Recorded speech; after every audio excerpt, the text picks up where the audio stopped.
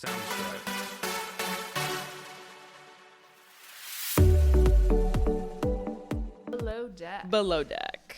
Okay, so going back the week, the high maintenance guests. Yeah. With Jessica, you called it. It's like when you don't have anything to talk about on below deck. They're like, and cue the annoying, like, don't know how to behave semi-rich people. Yeah. I mean, she's mic'd up. I mean, you got to know that you're being set up for a trap when you're mic'd up coming into the boat. Yeah. And they're already complaining. Like, everything was like, this is the boat we take to our boat. Because they were out at Anchorage. And then they're like going up the stairs. And they're like, how many more stairs? It's like, it's a multi-level boat. What do you want? I guess she wants an elevator. But some of it I didn't think was horrible. But some of it was irritating on that mic'd up comments. Yeah. I just think like they don't mic up every guest, do they? That's a good question. That's why I'm thinking, like, why didn't this woman catch that she was fully being, like, trapped on this? That's true. You know what? Now I'm going to have to notice that. Like, I think at dinners, the cameras are around it. I'm sure they just have mics that you don't have to be physically mic'd up. But yeah, the whole walking around the boat, I'm sure the primary is always mic'd. Maybe you're right. Yeah. The other thing that they bring up is the guest who reminds me actually a lot of Larsa Pippen. Yeah. And she is saying that the knife is wrong. Oh my God, yes. Would you have convinced that she was holding a bread knife and it was a fish knife? Yeah, she thought it was the butter knife, and she's like, "You didn't give us any. Like, where's my bread for the butter?" Would you have known that was the fish knife or the butter knife? I don't believe I would have, but nor would I ever question it. I would have sat there and been like, oops, I definitely missed something. Cause like, I know you like work your way in. So I would have been like, ooh, what course did I skip? Right. Or like use the wrong. I know enough of like how etiquette, I would never question. I would have probably asked for bread in general, just when the meal started. You would have been like, can I get bread? But bread, I wouldn't, not because I thought that was a butter knife. Yeah, I knew that was a fish knife, but I wouldn't have asked. I don't think either. Either way, it was just like, God. How do you think Aisha handled it? Not good. But she was already annoyed. Yeah, I know. I was like, she was a little curt and gruff about it, but I totally know when someone is already on your freaking nerves and you're like, oh, I'm going to lay into you about this one.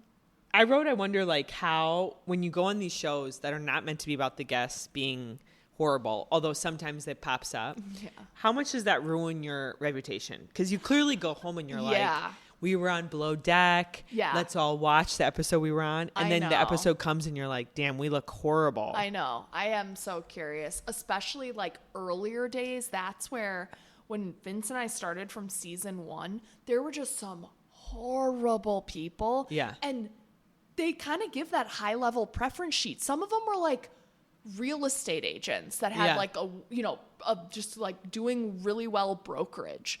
Does someone want to work with you if they see you on that? And I think has to hurt your reputation. Well, these guys were, if I remember, one was a life coach, one was an ex-NBA player. Oh, gosh, yeah. I forget what the primary was. I'm thinking with the most recent, the primary does nautical jewelry in this most recent one. I don't remember what that woman. But it did feel like it was like your reputation would have been a big deal. Yeah. You know, it's not like a corporate job where you could not have been proud of yourself watching that. I agree. Yeah.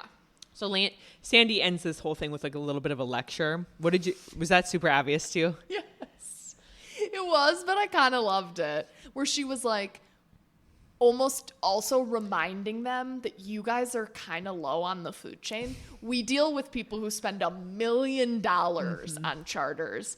And then that other woman knew that just proves you knew you were being an asshole when you felt self-conscious during that talk. Yeah, fake Larsa. She knew. She's like, I can't be here for this conversation. Yeah, if I was standing there, I would have been like, who's this directed to? Because I know it ain't me. You know, like if I had said or done nothing and been polite. So yeah, that was hilarious. And the primary totally changed her tune. Yeah. She was the one that they were having like, the little canapes and their drinks when they first got there. She's like, Aisha, will you get me my drink? And Aisha's like, oh yeah. Oh, do you need one? It's over there. And it was 2 frickin' feet away. I was like, that was when I went, I hate this woman. I do think the one thing I would say is the girls always make it seem so like, You're putting me out so much by asking me to make you drinks. Yeah. And it's like, Jessica, if we went on, job. yeah, and if we went on that boat, we'd be like, let's keep them coming. Yeah. We paid so much for this boat. Yeah. We're on vacation. Getting my freaking money's yeah. worth. I know. Like I want 10 porn star martinis, like back to back. And I feel like Ellie and Can Aisha. you do a batch cocktail? Yeah, right. Can you put in a picture? I mean, it's like sometimes I don't like that the crew gets a little bent out of shape when people are like asking for cocktails. I know. I agree. They get a little like, oh, I'm so frazzled. And sometimes it's like, can I get Tito's on rocks? You know? Yeah. It's like, damn, make them a double and get on with it. Yeah. I would just be over pouring. I would too. Not have to. Yeah. Like I'd be like, where are our bigger glasses so I could just be giving them huge drinks. I feel like that's what our parents being in the Midwest, that's what they do. They fill up the wine glass to almost to the top, not because they want you to get drunk, but because they just don't want to have to get you another one right away. Filling you up. Yeah. They want a canteen. That'll last you 30 minutes. There you go. Now, where were we? Let's actually, it's like they don't want to be running back and forth. Yeah, I agree. Okay. And then we have a little Ellie Joe drama where she kisses him to get a picture taken on the cheek, yes, with at the the guests. temple. Mm-hmm. Yeah, I don't know. Ellie is a weirdo to me. So weird. I think Joe's a weirdo, but Ellie to me is a weirdo. Yeah, and that kiss says a lot to me because it's like I don't think in any way were they ever even close to like a kiss being appropriate. Right. She just yelled at him, they're not that close. And I'm jumping now to the most recent episode. Yeah. But did you see Joe? They did that little flashback when he was really chubby. Oh.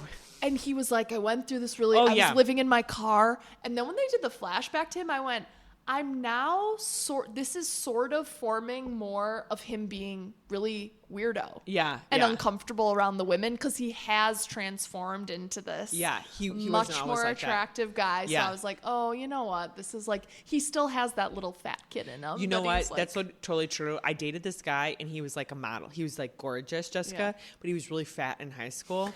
And he had the complex. Like, he could not see himself. Yeah. I think he did see himself as gorgeous when he looked in the mirror, of course, but he still had a complex like he was large. And he, like, wasn't deserving of, right. Or, like, he thought everyone was kind of, like, being rude to him or whatever. And it's like, you're one of the most beautiful people they've ever seen. They're staring at you for different reasons. Yeah, for different reasons now. than what you think about. So I get it with Joe. I get that. It made it, like, his whole personality click a little more. Right. Especially living out of the car. Like, that must have been a huge confidence, lowering thing. Yeah. Okay, so then Ellie asks him on a date, which, again, it's kind of like, dude, Ellie, you just yelled at him. And now you're asking him on a date. I know. They're so hot, cold. I don't actually feel any chemistry between them. Her face during that interaction, Jessica, was so weird. Yeah. It was like a witch face that was frozen, like. I didn't notice, but. It was so weird. It was like the face of someone who can't even comprehend what he is saying, like, back to her. Yeah. I was watching the after show and Aisha said it best. She's like, the problem between Ellie and Brie was exacerbated by the fact that Ellie would look at herself and go, I have blonde hair. I'm prettier than you. I'm thinner than you. I'm taller than you. Like, why is he still kind of flirting with you and not with me at all? And I feel like that is the root of it. If you know that, then you know why she pulled the pin out and quickly tried to get him on a date and stuff. Because she was trying to in her mind, she's thinking, I should beat Brie. Like, I'm beautiful. Yeah. It so just became a competition to her, not because she actually wanted the prize. Right. Because if she actually wanted him, everyone would have known that was too fast to do that. Yeah. Yeah. Oh, yeah. And then, so then it leads right into this week's episode. Mm-hmm. And we start with Joe saying he doesn't actually want to go on the date. I know the feeling, but have you ever asked a guy on a date? No. But I know the feeling of saying yes, and then you sit with it, and you're instantly like, I'm dreading that. Why did I just agree? It was more like when you had kind of like a medium to sort of bad first date, and the guy in person is like, I'd love to do this again, and you're like, yeah. And you immediately are like, I'm no. like, can you not ask me via text so I can let you down that way, please? Yeah. So I know that feeling, but I just wish he knew instantly and hadn't said yes. And then, so awkward. She was curling her hair and like getting ready for said date. And he's like, I don't want to go. And then we cut to them having an apology, Ellie and Bree, and Joe and Bree getting out in the bathroom. The level, I'm assuming that was chronological, but the fact that Bree and Ellie had this heart-to-heart, Bree even going, he's playing us, and that happens right after. I was like, ooh, Bree, you're slipping off. I'm not rooting for you as much as I used to, because that was so shady. Yeah. I mean, at this point, too, I just think they're such a mess, the two of them. It's hard to see who's the winner anymore. You're not rooting for any one of them. That's true. And as we see in, like, the clips. I'm rooting for Ian. Good God, no, I'm still not rooting for him. But, yeah, we haven't heard any more about, like, I know. At this point, I could use a little, breath of Ian. Shitty bosun. Oh, God, Well, no. he's clearly getting roped in, though, just when there's, like, all the taking on water. Yes. Oh, my God, that looked horrible. Also, I mean, so a big storm comes, right? And Sandy calls it, instead of a hurricane, a metacane. Metacane. Is that real? Never heard that. It had to have been. They like wrote it up on the the screen. The editors went to the point of actually titling it. Yes. So the boat is like taking on water, it seems, but not bad water, and they're docked. They're docked at least, thank God. At least you're going down at the dock. You can all jump ship. And then Aisha tries to take the guests to a winery, and they kind of turn back. I agree. If I was in that freaking car, it was like a river down the road with the flooding. But it did seem like they were going to hire. Like, I would have sat in a winery, in a building in a winery, than I would have sat on that boat. I know, but, like, you also know, like, the winery, you can, like, linger for, 3 to 4 hours? Right. You eventually have to go back, and if that storm is lasting that whole time, the roads might not be passable. Right. So then you're, like, living in the winery. Like, so now I live here in this cave. I guess we live here with these wine bottles. I mean, again, not the worst place to get stranded. Yeah. But... yeah, I mean, I agree. I was kind of laughing where I said it to Vince. I was like, I get not wanting to go to the winery, but I don't get wanting to go to a boat in the storm. I'd be like, I think I'm checking into a hotel tonight. Yeah, you're like, get me to a high-up hotel. This is probably like the worst weather we've ever seen on Below Deck. That storm is insane. It's weird that Sandy is like caught flat-footed with this a little. Because it's like, if they're always checking those radars. She's constantly, and then now she's like, oh, there's a hurricane upon us. I didn't know there was a hurricane coming. Anything else on Below Deck? Well, Nathan and Gail have their little date. It was so boring, I didn't even want to bring it up. Oh, well, the one part that I laughed at was there was quite a view at one point, and I was like, oh my God, I can see his hair. And then there was one time when they're rock climbing, she's above him and she's totally looking down. I was like, I think she's getting a full view of what's going on that head. The bald monk. I just thought they were cute and funny together. And I have no idea. I've not like looked into them, but I'm very curious if they're still together. And I'm sure you're rolling your eyes. I know the after show suggests they're not. They're not. They're doing the Wes and Sierra thing where they're speaking respectfully of each other, but they're not saying, like, oh, she's the love of my life. Where is she from again? I can't remember. I thought she was Australian. Yeah, that or New Zealand or something. And then he's Irish. He's Irish, yeah. So geographically, it's not looking good for them. Won't work. Okay. Well, let's see if the boat sinks next episode. The most dramatic season ever. Like, can you imagine? They're like, so actually, this season's done because the boat sank. So funny. And it's just all of them trying to like fly home, and they're done. No, Jessica, we still need the fourth stew. Oh, right. God, she better be making an appearance this next episode. Yeah. How have we not seen her yet? It's been forever.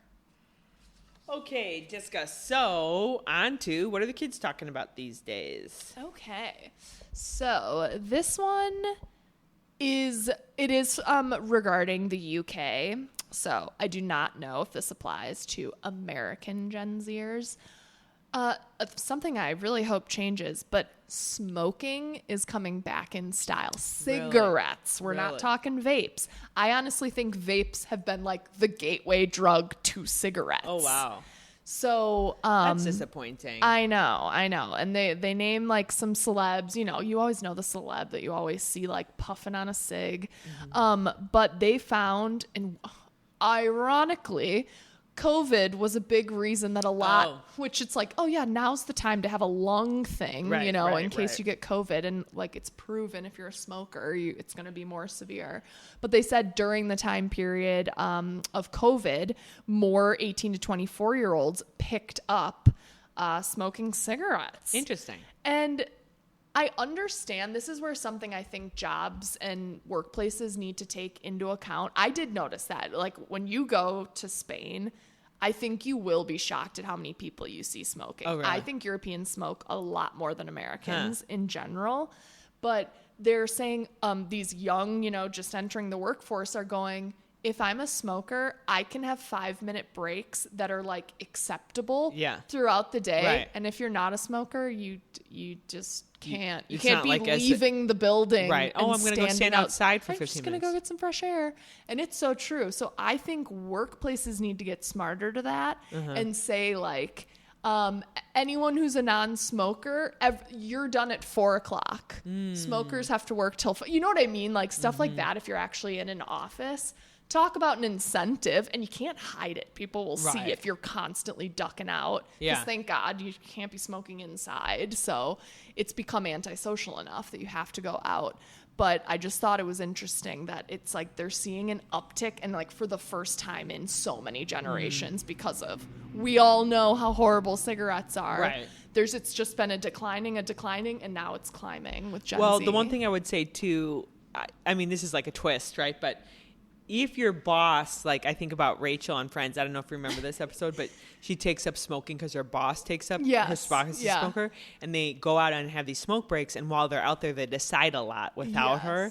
So that's another thing too, where it's like if your boss or manager is saying like, do you smoke? Do you want to go out with me and smoke? Right. It could be like a way to like kind of bond a little bit. Yeah. Nothing to stop you going out, just standing there. Jessica. What? You're standing around the cigarette, but you're not smoking it. Yeah, just to get that one-on-one time.